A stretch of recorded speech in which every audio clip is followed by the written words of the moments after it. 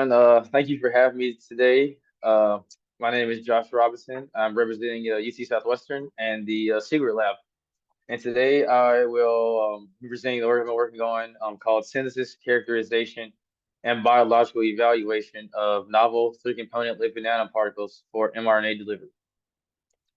So, as most of us know, mRNA is what gave us the COVID-19 vaccine. That was the cargo that's for the vaccine. However, of course, it worked well. We kind of want to know now, will it be used to treat other diseases? And that's kind of what my lab does. We do lipid nanoparticle delivery. So in the case of the cargo mRNA, if you were to inject it naked or free, it would have to overcome some extracellular and intracellular barriers that are really hard to overcome, kind of shown here in this figure, including endonucleases and also macrophages. In the case of lipid nanoparticles, they are actually able to, in a sense, kind of cocoon the cargo, in this case mRNA, to actually get it to its target, and it's actually able to overcome these extracellular and intracellular barriers to effectively deliver mRNA. So, kind of going back to the kind of initial FDA-approved lipid nanoparticle formulations, you have Onpattro from Alnylam, which was used to treat HTTR amyloidosis. And as you see here, this formulation consists of 4 different components. You have sorry, there we go. You have D-land MC3-DMA, which is serving as the dinger or the ionizable lipid. It has an ionizable amine core, as you see here. And that amine core is very important with having interactions with the negatively charged cargo mRNA, or in this case, it was siRNA. You also have a phospholipid helper lipid, in this case, DSPC. You also have cholesterol, which is really important for stabilizing the hydrophobic interactions and also assisting in membrane fusion. And you also have the inclusion of a polyethylene glycol or PEG lipid. And this is important for aiding in the prevention of aggregation and also nanoparticle degradation. And it also helps extend the blood circulation time as well. So fast forward maybe a year or so after that, you have both Moderna and Pfizer and BioNTech with their COVID-19 vaccines. Again, you see that they include 4 components. They have all these same 4 components as Onpattro. However, we kind of want to focus on the ionizable lipids. So you see with both Moderna and Pfizer, you have the inclusion of branched alkyl chains, and also, which is kind of what my project focuses on, you have the inclusion of this hydroxyl group here. So looking more on that hydroxyl group, molecular modeling has actually showed that the inclusion of the hydroxyl group may contribute with mRNA efficacy. This is being because we've seen when RNA is actually taken into the nanoparticle, it oftentimes brings in water with it. And this model you see here, as you see in the 9 different pockets, these are aqueous pockets. And you can imagine that water being H2O, hydroxyl group maybe actually have more interactions with that, and in that instance increase mRNA delivery. As you see here, furthermore, you see the inclusion of this red is actually siRNA. In this case, you have a high percentage of both the phosphostructural lipid and also the ionizable lipid or cationic lipid is really just surrounding that siRNA. So previous work in our lab was kind of looking at this and being, okay, we want to know, are there aspects perhaps that we can combine from both of these lipids to actually make a more efficacious mRNA delivering lipid nanoparticle? As you see here again, this is siRNA. So with that in mind, we proceeded to do just that, and we termed them zwitterionic aminolipids or ZALs, and they were designed to increase the molecular interactions with the longer messenger RNAs. Because as you see here, we have aspects of that cationic and phospholipid with the hydrophobic regions. The zwitterionic aspects kind of contribute more to that phospholipid. We have the ionizable amine core, and also I'd like to point out is that we did include the hydroxyl groups. Another thing I'd like to point out, as we saw from the earlier slides, the COVID-19 vaccines came in 2019, 2020. The work we were doing in 2017 was actually already including this hydroxyl group. But seeing the more recent literature, we kind of went back for my project. It was like, okay, does this hydroxyl group have any function? Can it actually be functionalized and be important? So kind of looking into like why it may be important to have 3 component lipid nanoparticles, as you see here, just with the ZAL lipid, cholesterol, and PEG. versus four component LNPs, as shown with just the Moderna formulation. Looking on paper doesn't look too different. They kind of all look about the same.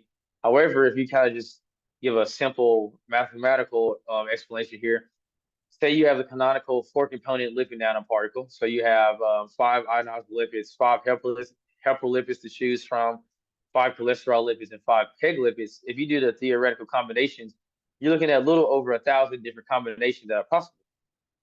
Compare this to a three component lipid nanoparticle. You have so the same five xyl lipids, in this case cholesterol and then PEG. You drop down about 70% to 243 combinations. And you can imagine if you extrapolated this to perhaps including thousands of ionized lipids and thousands of helper lipids and multiple cholesterols, that number could increase significantly as compared to four versus three.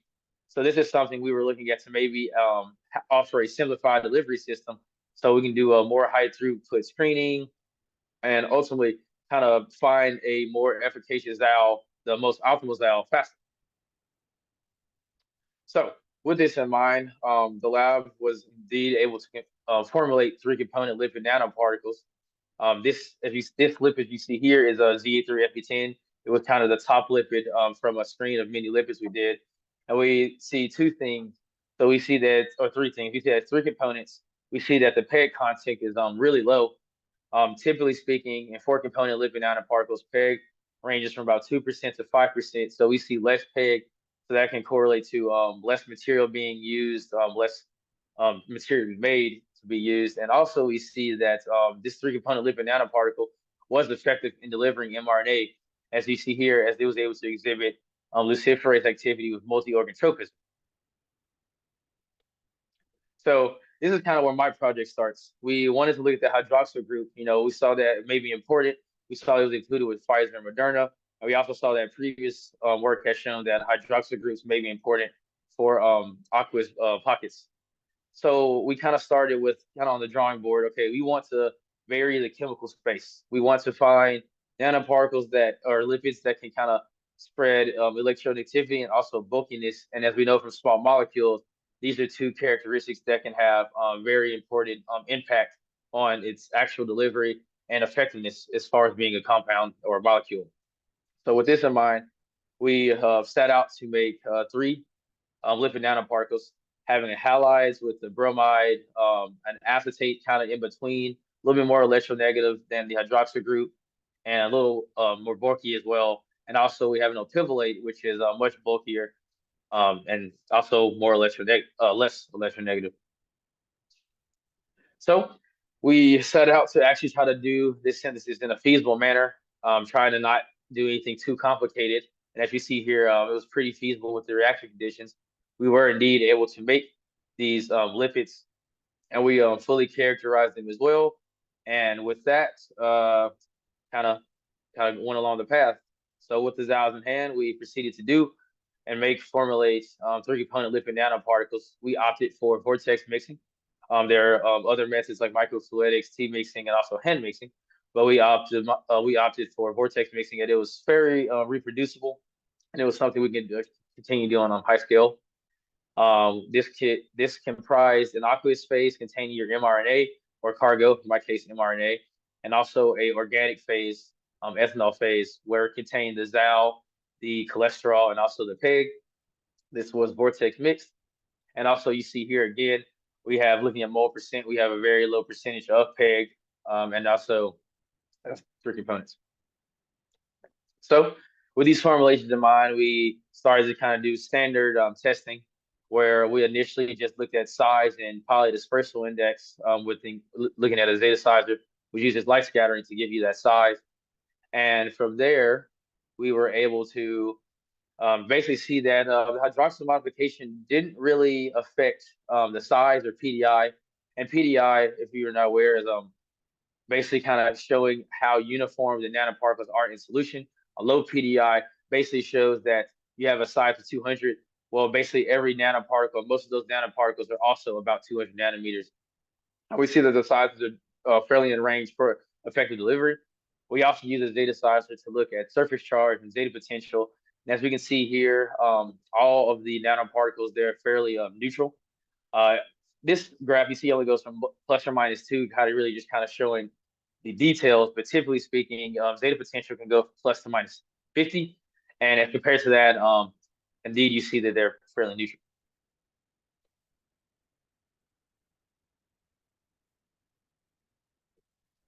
So doing the kind of initial sizing and surface charge, we then wanted to see, okay, how effective are these derivatives as compared to the parent for encapsulating their cargo, mRNA? So we opted to use a modified encapsulation method that was developed in our lab in our Nature Protocol paper. And essentially, kind of the workflow here is that you have your plate, you add your nanoparticles at a set concentration, in my case, 2.5 nanograms per mil, and we also add our RiboGreen reagent, and that reagent is something that's commercially available. We also have a RNA standard curve, and that standard curve will allow us to do computational analysis. So after this is added to your plate, you incubate it for 5 minutes, lightly shaking, put it in our plate reader, and you essentially just get our readout of luminescence numbers. And from this luminescence number, you want to compare well, your RNA standard curve at your set dose, so 2.5, as it compares to your actual luminescence readout from your samples. And from there, we convert that into a percentage, and we get our relative mRNA encapsulation.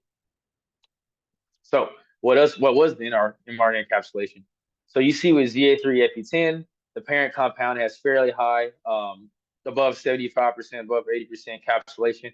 However, in the case of the derivatives, we see that there is a decrease in that encapsulation. Though the acetate derivative was above 50%, so that there may be some promise there as far as it being effective for delivering, as it was able to encapsulate a decent amount of mRNA. We then proceeded on to actually do true in vitro studies in cells. We opted to use iGROV1 cells, which are something our lab has used for many of our initial studies and other labs as well, looking at lipid nanoparticles. We did a cytotoxicity assay using a 1GLO plus tox assay kit that you can buy. As you see here, this is very promising. All of the derivatives, including the parent, they were safe, they were viable, which is really nice because we want to ultimately put this in mice and perhaps one day in people. Safety is something that's very important. And also, as you see here, we kind of have our conditions for that cell study. We then looked at luciferase activity, which is this is the 1GLO part of the 1GLO plus tox. And we see here that as far as the parent goes, it has a very high activity as far as delivering mRNA to these iGROV1 cells.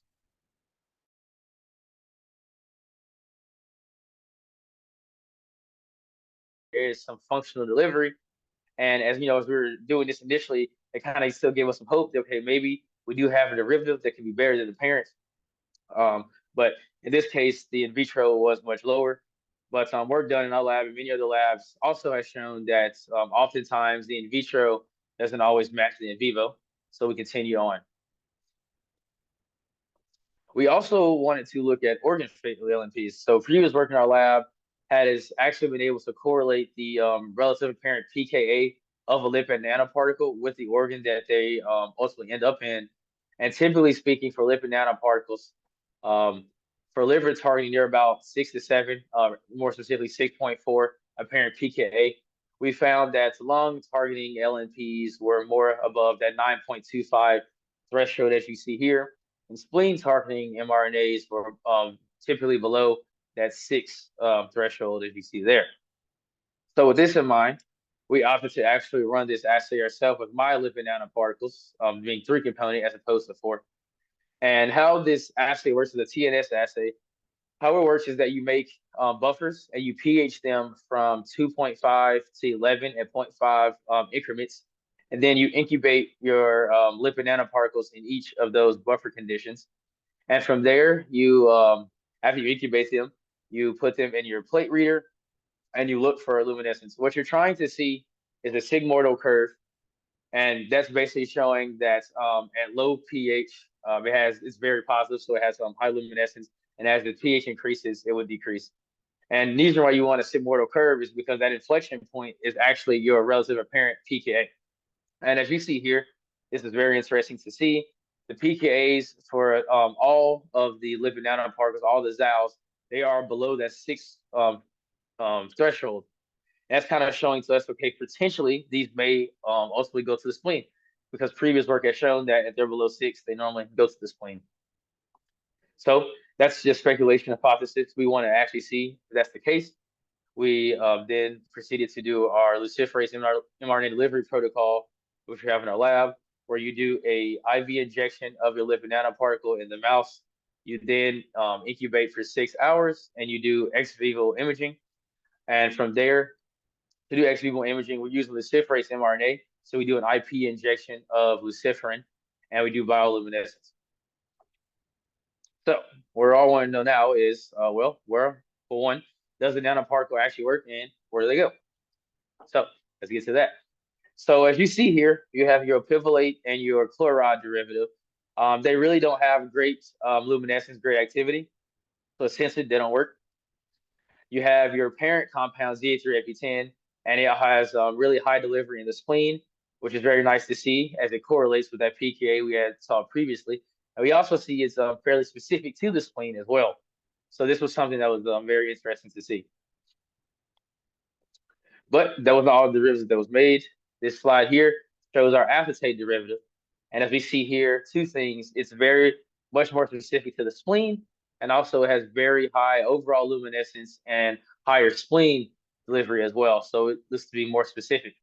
So this is something that's very promising, as this is a new derivative. So furthermore, we wanted to actually look at spleen and look at specificity for the lipid nanoparticles. And as we see here, looking at the organ luminescence, in the case of the lung, the parent was higher than the acetate, but if you actually look at the y-axis, it's only 10 to the 5th. You go look at the liver, acetate was higher, but that's only 10 to the 6th. But in the case of the spleen, you see a 10 to the 7th, and it's way higher, also way more specific. And we then wanted to actually quantify what this specificity was, so we were able to do that. We see with the parent compound, it is still specific to the spleen as correlated by pKa. However, it goes more to the liver and to the lungs. And when you look at your acetate derivative, you see that it's more in the 80% range. So it's, again, specific to the spleen as correlated by pKa, but it's mainly going to the spleen. So that was something really nice to see, as again, this was the derivative, it was not the parent, and it performed better, which is always nice to have something better than what you started with. So kind of the key findings from the work we've done is that we found that the hydroxyl group is important for delivery. And as we saw with the case of a halide with that chloride, we see that there is a much significant decrease. And also with the bulkio pivalate, we see there's also a big decrease as well. So we do see alcohol is important, can be useful.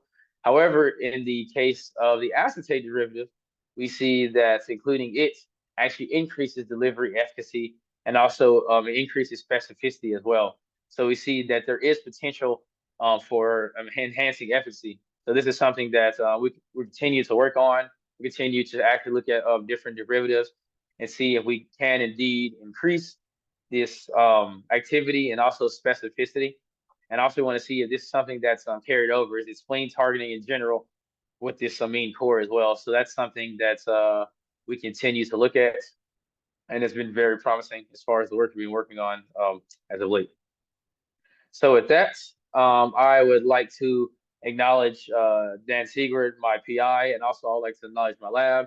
As you saw on that title slide, there was a nice amount of names, and all these names are actually from our lab. So that's really nice to be able to do kind of all our work in-house.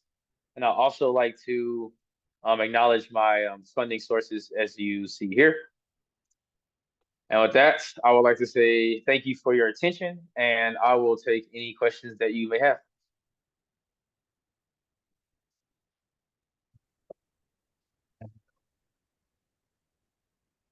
Thanks, Josh, for this excellent presentation. So if you have a question for Josh, please use the Q&A function. But I can always start with some questions. So I think one of the main topics of your study is to reduce the number of components, right? So you try Yes. to move from 4 to 3 components.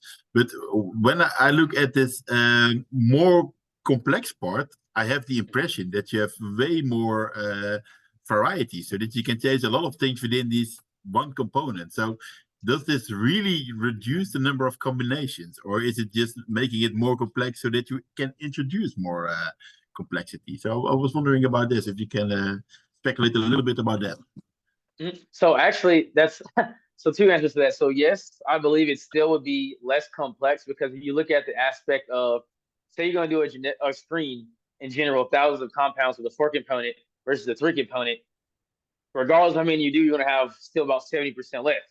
The nice thing about that is that if you actually wanted to add complexity, so you want to add a fourth component to add, and maybe do targeting, which that's something our lab has done. We've added a fifth component to target.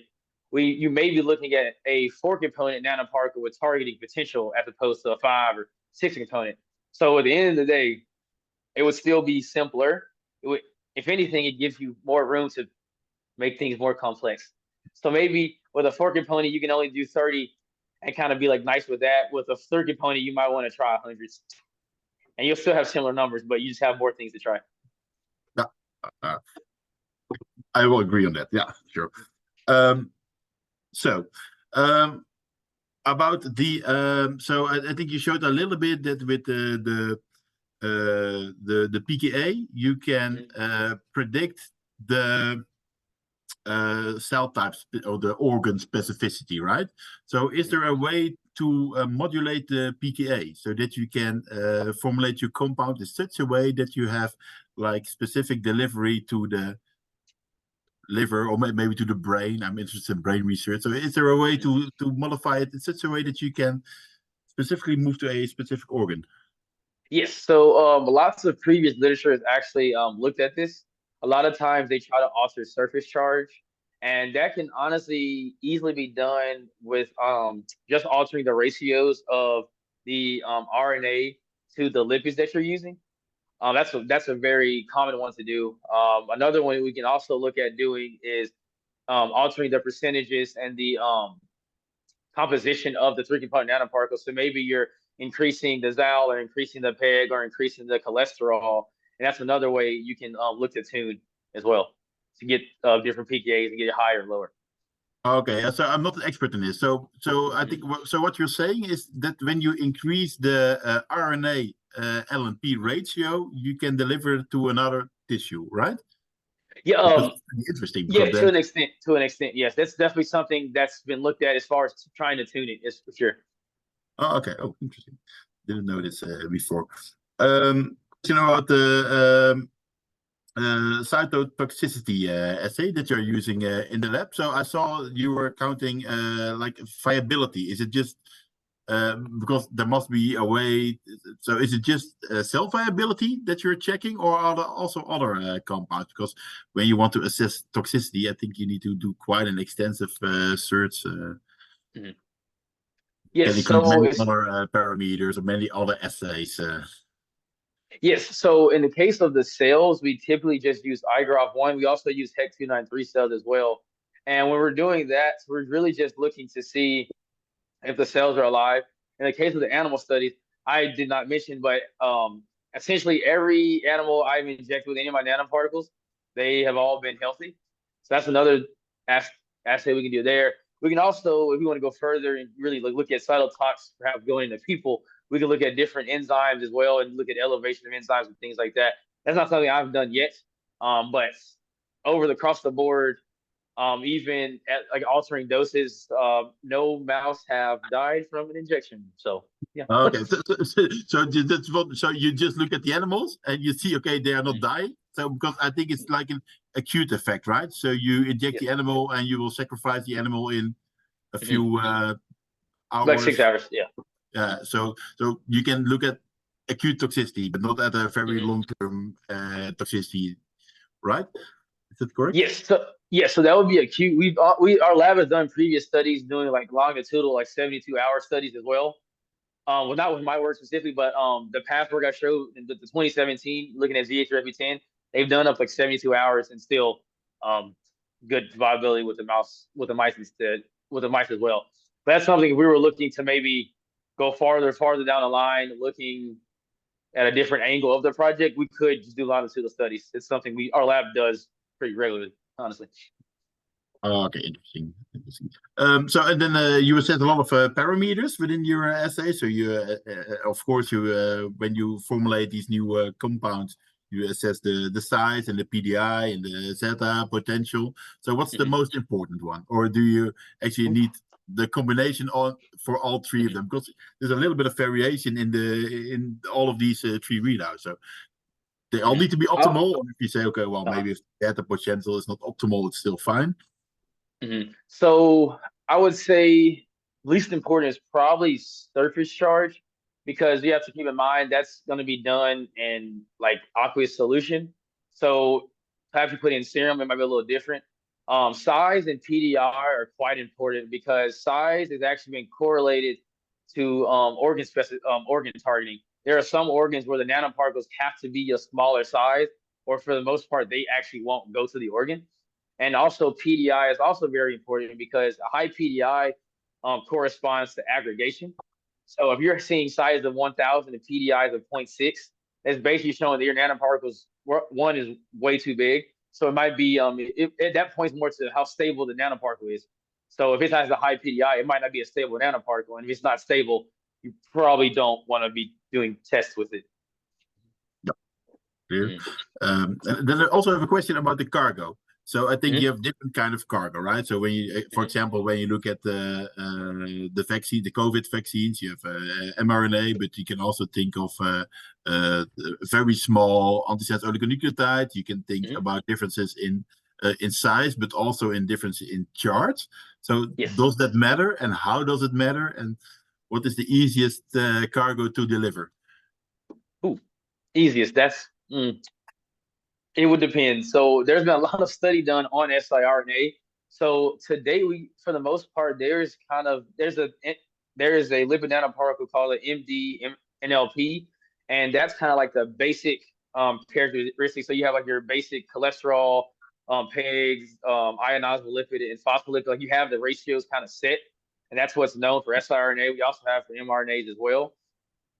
As far as cargo goes, it's something that you can actually alter the nanoparticle depending on the cargo. So as you might have seen from the previous work in 2017, not only did we deliver mRNA, it was also CRISPR-Cas delivery as well.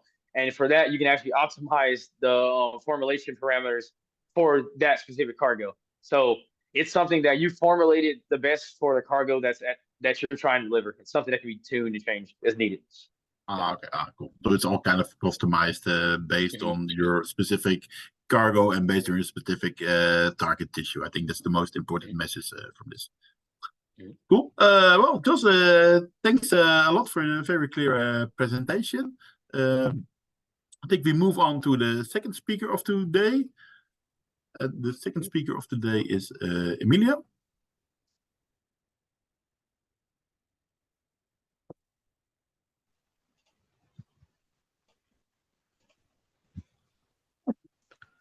And we Hello. can see your screen. Yes, Emilio, the screen is yours. Perfect. Thanks a lot. Hello, everyone. Thank you for joining. And I'm Emilio Harsmossert. I'm part of the lab of Ipe Elgersma in the Clinical Genetics Department of the Erasmus MC. And I'm here to talk about my work, which is while trying to work towards allele selective capmer ASO design. So in our lab, we study the brain. And more specifically, we study the cells in the brain when there is a genetic variant, a pathogenic variant that causes a toxic protein, which causes the brain to dysfunction. And one thing we're working towards is to use antisense oligonucleotides, or ASOs for short, to actually treat those cells, as most cells in the brain take up ASOs relatively well once it's across the blood-brain barrier. So if you would zoom on into one of those cells, as I mentioned, we study pathogenic variants in the DNA. And if we have a gene that I have depicted here, and when one of the two alleles has a pathogenic variant, then that translates to a pathogenic mRNA variant and then a pathogenic protein. So what we try to do in the lab is to design ASOs that hybridize with this pathogenic RNA causing it to be broken down after being recognized by the endogenous protein RNase H. And then once you break down selectively the pathogenic RNA, you can no longer translate into the pathogenic protein. And if we choose our targets correctly, so that's mostly dominant negative or gain of function variants, we should get into a situation in which the cell can hopefully recover itself and improve the quality of life of the patients. So if we now zoom in a bit on the actual targeting of the ASO and the RNA, um, the situation we're working towards is where we have our pathogenic variant mRNA, and our ASO will be completely complementary to that variant. And what we would then have in the reference healthy copy of that mRNA is that there's going to be this bulge in the middle of that DNA gap. And this DNA gap is the part that's recognized by RNase H, as RNase H recognizes DNA RNA heteroduplexes and then cleaves the mRNA strand. Now, if once that happens, the pathogenic variant will be cleaved. However, because of this bulge that's created in the reference sequence, RNase H is going to have a tougher time actually cleaving this sequence, thereby selectively breaking down the pathogenic, but not too much the reference mRNA. So in our lab, we're designing these ASOs, but of course we need to be able to test them. So we developed a screen. So in 96 well plates, we have the determinism-based screening method in which we transfect U2OS cells with a plasmid. And this plasmid has about 85 nucleotides of our target sequence fused to a firefly luciferase. And we also have a nanoluke to normalize the entire reaction.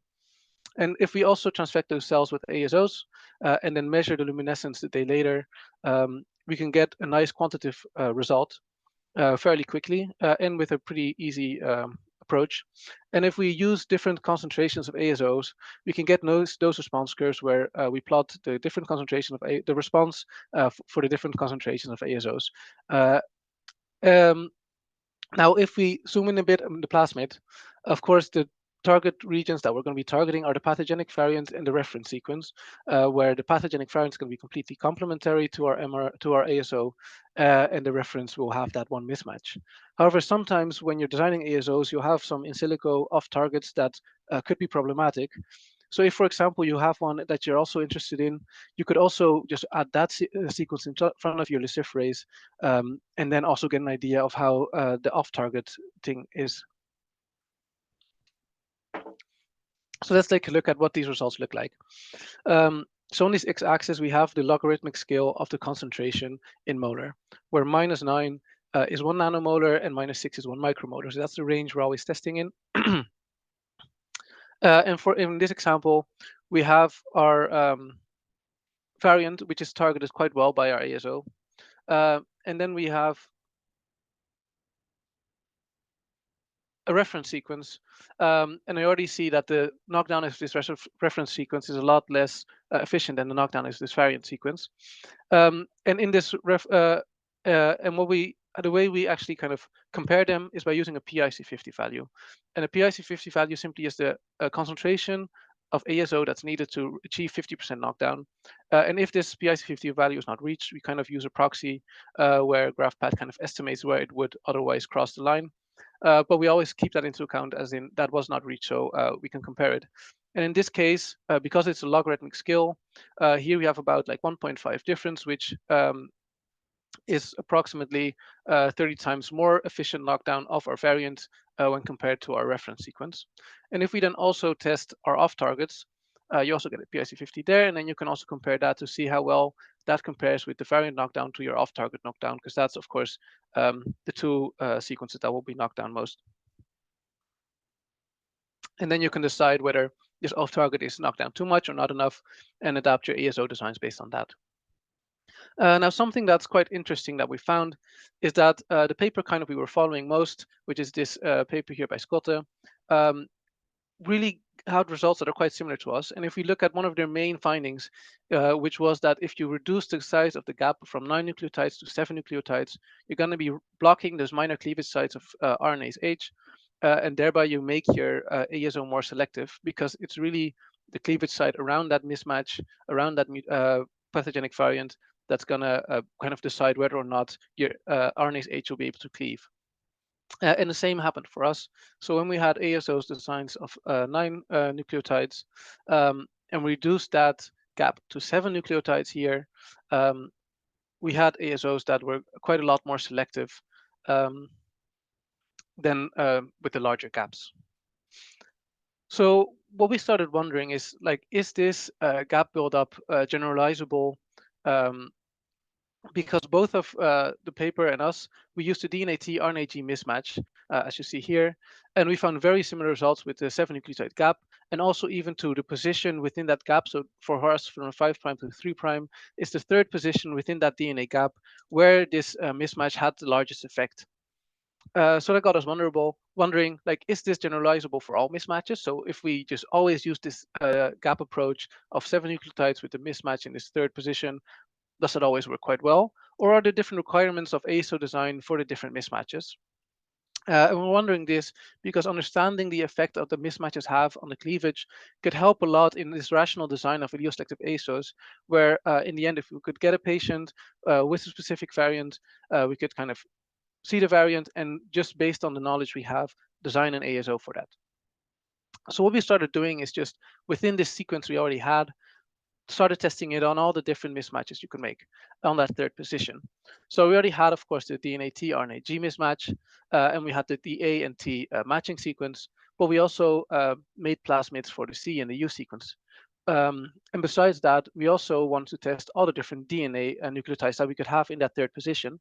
So besides this DNA-T that we already had, we also made ASOs that had a DNA-C, DNA-A, or DNA-G in this third position.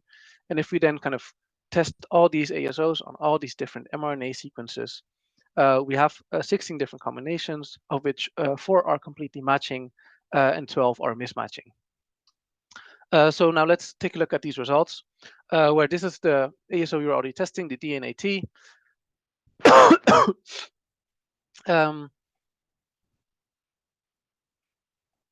Yes, the DNA-T. And I'll be showing 4 graphs that basically look the exact same. Well, not results-wise, but they have the same build-up, where on the top I'll have the DNA nucleotide in this third position, and then the different colors will compare to the different RNA nucleotides. And the target.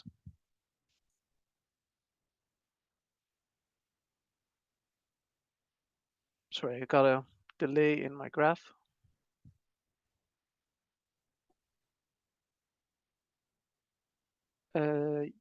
Yes.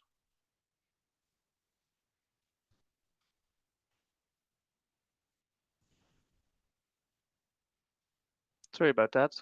My PowerPoint is no longer responding.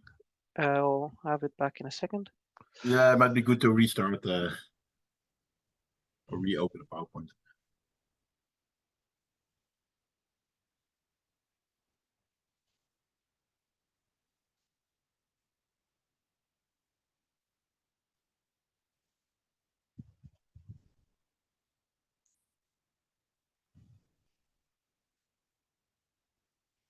No, we can see the first slide of the presentation.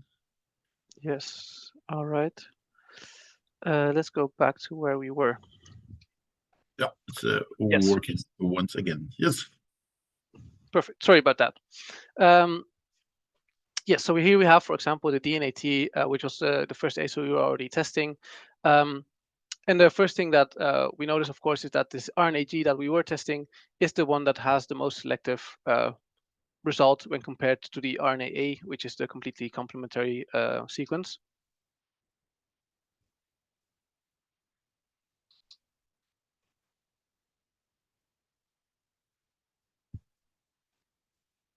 And I appear to have the exact same problem again.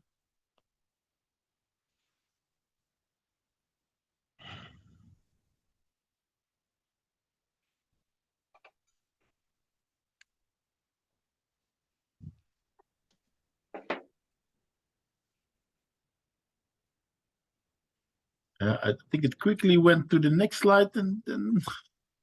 And then we. Yeah. Yes. Ah, okay. there you go. Yes. There we go. I'm so sorry. Yes. So here we have the 3 other ASOs. So DNA-C, DNA-A, DNA-G. in this third position. And the first thing that we notice, of course, is that this DNAG seems to have very little effect. And if we actually look at the buildup of this ASO, it makes a lot of sense, because if we add a DNAG in this third position, we have 4 Gs in a row, and 4 Gs in a row kind of in literature has been kind of linked very strongly to ASOs that just do not show a lot of effectivity. So this kind of indirectly actually was a pretty good control, where we show that ASOs that should not work do not work in the screen, which gives us a bit more confidence that the screen that we're looking at shows some good results. And if we look at the other sequences, so each time the completely complementary sequence, which is the solid line, is the one that's knocked down the best. But then for the other mismatches, it varies a bit how selective they are. So how we wanted to continue was, first of all, to get some information on this DNAG, to see what the effect would be of mismatches with the DNAG. So what we decided to do is to look at the G in the second position that was already in the ASO sequence, and start kind of adding the mismatch in that position.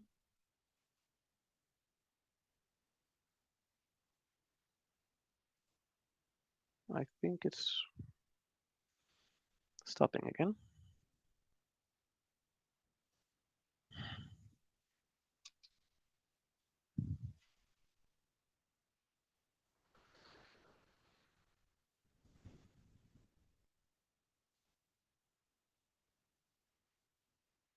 It seems to be at, okay. Sorry that my PowerPoint seems to be crashing. Okay, do you want to send your presentation to Ronald or I, and we can run your slides? That might be a better idea. I'll quickly. I assume you have my email address. Yes. Yeah, I put mine in the chat too.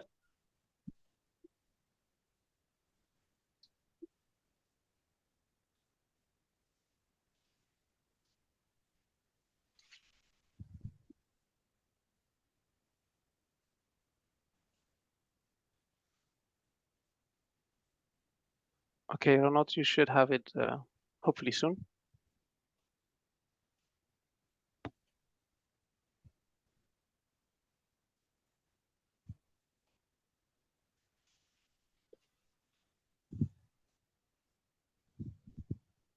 I assume it's on its way. Yes, the EMC email can be quite slow sometimes. Not that far in distance. But, exactly.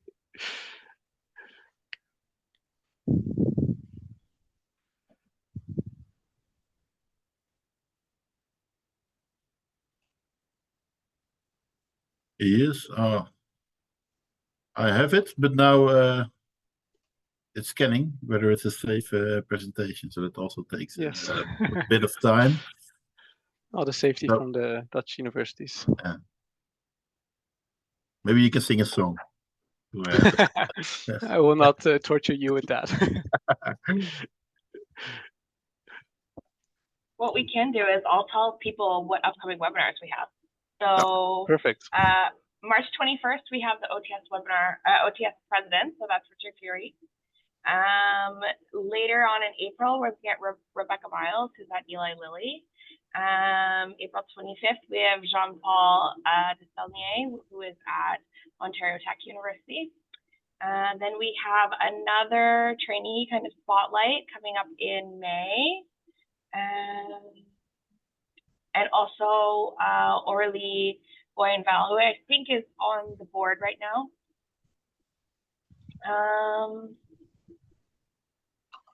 And we're pretty much, we're booked pretty solid until about August. If you're interested in an opportunity to speak at the OTS webinar, you can get in contact with Ronald or I through the info@oligonucleotides, oligotherapeutics.org.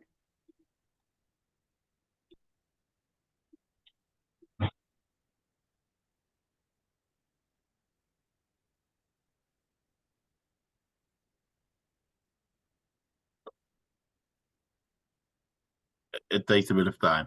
It's to be Okay. scanned with all these safety measurements. No problem. I see some people are hopping off. If you have to leave for another meeting right at noon, that's fine. We will finish the presentation, and when it's uploaded, we'll edit out the chunk where we were having technical difficulties, and so you can catch up online if you have to jump off right at noon. Not to worry.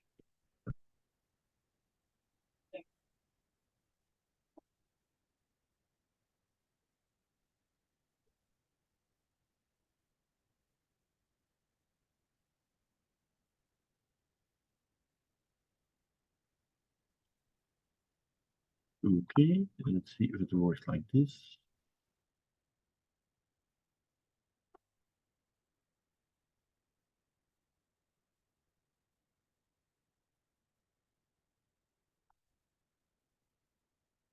You see your own presentation?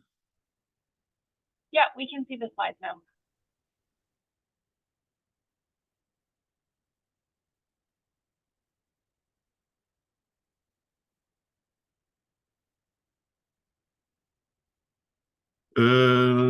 So we were more or less here, right?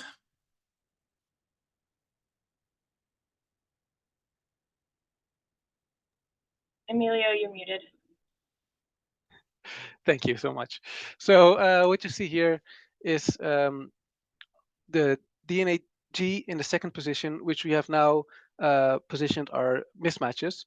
And because we had 4 different ASOs with different nucleotides in the third positions, we also decided to look at what the effect was of different matching nucleotides next to the mismatch that we're interested in. So next to this mismatching DNA G in the second position, we now see either a TA, CG, AT, or GC matching sequence. And once again, what we see is that this ASO with 4 Gs in a row shows very little effectivity. However, all the other ones seem to have, well, of course, the selectivity is different, but besides that, there's quite similar graphs where the matching sequence is knocked down quite efficiently, but all the other mismatching sequences have varying degrees of selectivity that are quite close to each other. So if we go to the next slide, up to now, what I've been telling you is that the mismatch efficiency or the selectivity is caused by the RNase H cleavage mechanism. However, there is another possible mechanism, and that is Gibbs free energy. And the Gibbs free energy is basically a proxy for how strong the binding is between ASO and mRNA, where the lower the delta G is, the more efficient the binding is. So what we did is that we compared our data to in silico measured RNA mismatch free energy loss. And we chose for RNA because that's the data that's available, as there's no kind of big data sets of DNA RNA mismatches and sequences. And what we would expect to see if Gibbs free energy really predicts the effect of our ASOs would be a positive correlation in which a lower delta G also combines with like a lower PIC50. However, if there would be no correlation, so if you click once, what we'd expect to see is that there's other factors influencing the mismatch selectivity, for example, the RNase H cleavage mechanism. So what we did is we plotted our PIC50 values to the predicted delta Gs. And on next slide. And we see that there's basically no correlation. And I gave different colors and forms for the matching and the mismatching positions, because what you do see is the matching positions have good PIC50s, as we saw in the graphs where the matching sequences are always cleaved to best. However, we're most interested in the mismatching positions and to see if all the different mismatches have any correlation. If you click twice now, you get 2 R values. So both for all the values or only the mismatching values, there did not seem to be any correlation between the Gibbs free energy and the PIC50. And if you click once more now, we started looking at, so it's not the Gibbs free energy, at least not for these sequences we're looking at. What is it? And as I was talking about the RNase H one, that the cleavage of the RNase H1 has a pretty big effect on that. So if we now take a look at RNase H and kind of a few of the most important kind of parts of that protein, we have in blue in this model the phosphate binding pocket, which is actually the part of RNase H that interacts with the DNA, which is blue in the model. And it interacts with the backbone and with the phosphate groups of that DNA, and it kind of deforms it in a way that only DNA can be deformed. So that's how it kind of distinguishes DNA RNA heteroduplexes from just RNA RNA duplexes. And if you look two base pairs from the duplex away from that, you find the cleavage site, which is in green. And this cleavage site is the active site. There it kind of finds the backbone of the RNA at the phosphate, and that's where it makes a cut. And basically, when the RNA is cut, then it's exposed and it can be broken down by other exonucleases. And something that's quite interesting is like, why was this DNA T RNA G, but also just the RNA G with the other mismatches? Why was this one of the most selective combinations? So if you go to the next one, we took a look, like what could it be? Because it's quite remarkable, as the GT mismatch is actually the wobble base pair, and is actually known for having a pretty strong binding. And some people would even say like it's a mismatch, but energy-wise, it's not. However, for some reason, for RNase H, it matters a lot whether or not you have that mismatch there. And what we think is the reason is because of the helical structure that is changed because of a GU mismatch or GT mismatch, depending on what's the RNA. Because if you take a look at, for example, the GC matching base pairing or the AU matching base pairing in the figure, like at the edges, you see kind of the angles that the backbone makes towards the nucleotides. And for each of those, it's approximately 54 degrees, which means that there's a quite constant angle between the backbone. However, if you introduce this mismatch, and you already notice that for the U, they're using like different parts of the nucleotide to make this binding, and energetically that's favorable. However, to create that, you're kind of deforming the backbone of your helix. And in this graph, that's shown by like the 40 degrees and the 65 degrees that the nucleotides have when in respect to their backbone, which means that the backbone makes kind of a different type of twist. And the idea we have now is that because of this different twist, the phosphate group on the RNA is kind of outside of this active site and now can no longer be cleaved by the RNase H. And that's something we would really like to investigate further now. So first of all, for all the different ASOs, yes, next slide was perfect. For all the different ASOs that we're testing, we're also looking at all the other mismatches that are available for all the different genetic targets that we have, just to get kind of more data and to see kind of what the effect is of all those different mismatches. But we would also like to do is a cleavage assay. So if you click once, in which we have labeled RNA, ASO, and RNase H. And what we would hope to see is that for ASOs with their mismatch, when that mismatch kind of causes the RNase H to no longer be cleaved, then in an assay like this, you will see a big difference between the mismatch and the matched duplex in where the major cleavage sites are. Which quite likely would be close to where we would like to position our mismatches. And finally, we're taking a look at the steric effect of different mismatches, like what's known in the literature about different mismatches in RNA, similar to what I just showed to what the effect is of DNA-T, RNA-G helical structures, or RNA-U, DNA-G. So with that, I'd like to conclude on the next slide. That we developed a rapid screening method for gapmer optimization, in which you can not only look at allele selectivity, but also for target specificity by comparing with different off targets. We have investigated the effect that different mismatches have on ASO cleavage. And even though we do not completely understand it yet, our results kind of indicate, and also comparing it to literature, that there seems to be some predictability, at least, to the way you would want to design your DNA gap to get optimal selectivity between your on and off target. But also that for the targets we've been testing, the mismatch selectivity does not appear to be dependent on the Gibbs free energy loss, which makes us focus more on the effect of RNase H.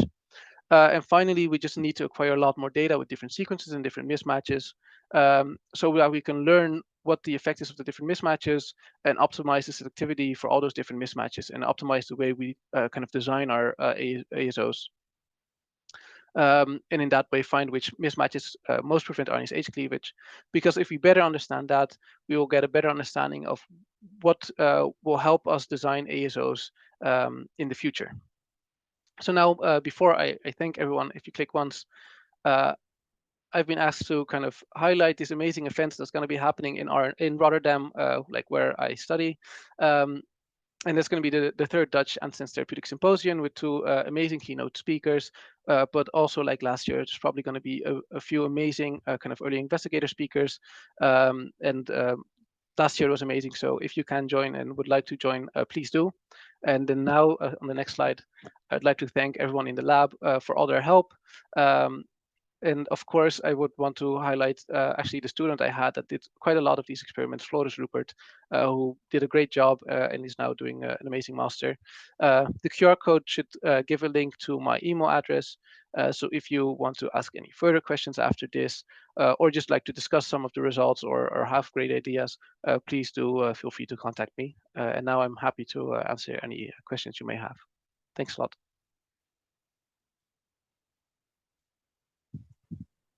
So thanks, Emilio. I think you did an amazing job continuing after this technical problem. So sorry for the delay, but I think you did a good job. And so for future presentations, if you need someone to click a button for the next slide, then you can hire me. Yes, you did a great job. Thanks a lot, Ronald. It was a great solution. Sorry for my technical issues here. I'm not sure No what worries. went wrong with my presentation. No worries. I think also time for some scientific questions. So I think at the very beginning you showed that reducing the gap might improve the allele selectivity of the gap pairs. Actually, very nice mark, by the way. I think it's also of the last year's Dutch antisense meeting. So you reduced the gap, but also did you work on the flanking region? So can you make it bigger? Can you make it smaller? And what is the effect? Because I can imagine when you have a slightly bigger ASO that it might be more stable. And the other question is, did you think of any modifications? Or what are actually the modifications that you use in your essays? Yes. So for like all the ASOs in this presentation, they all had like MOEs on the wings because we wanted to kind of keep it kind of consistent between the experiments, and also because for now, if you would in the end move towards patients, because there's more knowledge with MOE ASOs, that's kind of where you would start. But of course, I've also tested other stuff in the wings, where like making them longer, making them shorter, shifting them from one end to the other end. One thing that I found very interesting is that if I made them LNA and also made them shorter, so that the kind of binding affinity would be so close to that we would find with MOEs, the selectivity seemed to improve quite a lot. I haven't done that for that many sequences yet, so I wouldn't want to generalize it too much, but that's the idea I have until now. And another thing we tried now was what was presented in the Lifetime Achievement Award at the last OTS, where instead of doing a gapmer approach, to do a splitmer approach, where you have basically all your chemical modifications on one end. For one example where we were working on, where all of our gapmers seem to have very little activity, doing the splitmer approach really helped getting that. But now we're kind of still working for that target, at least to make it more allele selective, because we have not been able to achieve that yet. But yes, we're definitely trying different chemical modifications. We also try to kind of make kind of mixed chemistries where we have a few LNAs and a few MOEs to kind of highlight where mismatches would be with off targets, and that also seems to have some interesting results. But for now, like to really kind of generalize stuff and like using all the different mismatches also for like the ASO itself, we only have a lot of data with MOE wings. Nice. There's a question in the chat, and I also had a similar question, so we can maybe do it in a few steps. So I think the question from Christina is, there's a known relationship between the number of target transcripts and the efficiency of the ASO. So the higher the expression levels, the more difficult it is to target this particular transcript, and also the more difficult it is to lower the expression levels. So what kind of so the question is, what level of expression do you model with your luciferase construct with your assay? Yeah, for now we have a very big overexpression. So we use a CAC promoter. So there's a pretty big overexpression. So that also means, like it said, it can be more difficult to actually get a good knockdown, and also like the energetic parameters of your ASO probably are different for like such a high expression than if you have a way lower, more like endogenous expression levels. So that's definitely something that you could not model with this like screen. But for us, like the main goal of the screen would be to kind of just really focus on that selectivity and see if we can kind of knock down the variant more than the reference sequence. And then to kind of use this screen while we're creating a better model with endogenous expression levels where we, for example, with CRISPR-Cas mutation into cells or obtain patient cells and then start working on that. So this would really be used mostly as a general primary screen. And actually kind of in that process, we thought like, oh, hey, it might also be fun to start looking at other mismatches and off targets and all that type of stuff. But I think the main goal and the main use of such a screen would really be, for example, for allele selectivity to see like how selective can we actually make our ASOs. Yeah, because I also think so. Also to take into account, so I assume that you have kind of a mini gene assay, or that you only have like a part of the transcript and not the entire transcript. So it might also be difficult to take into account the folding of the RNA or the binding of RNA binding RNAs and proteins. So is it something you are missing in this assay, or how do you think about this?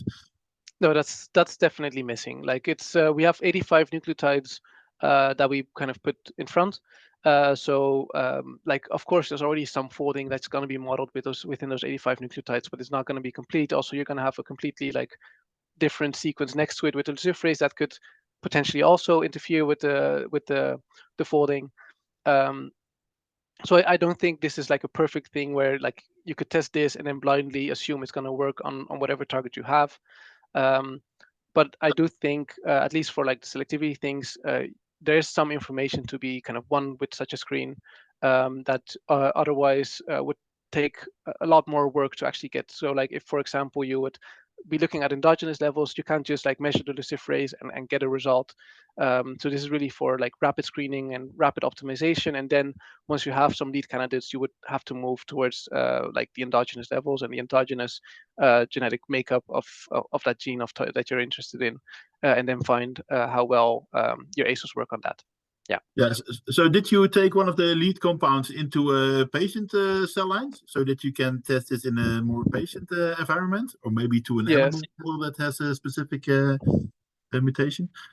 Yeah. So our main thing was that the first compound we started working with on the first like target gene that we wanted to use as proof of principle was a GRID2 mutation that's found in the lurcher mouse.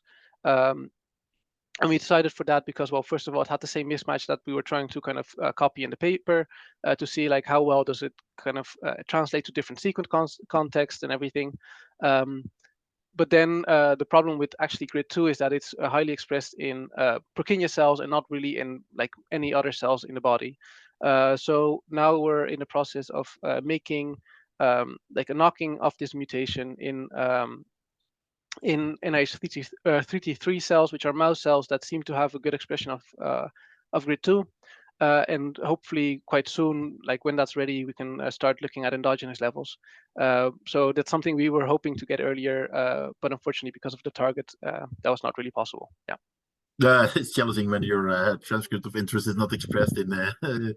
easy to culture cells. I can imagine that. So a follow-up question from Christina.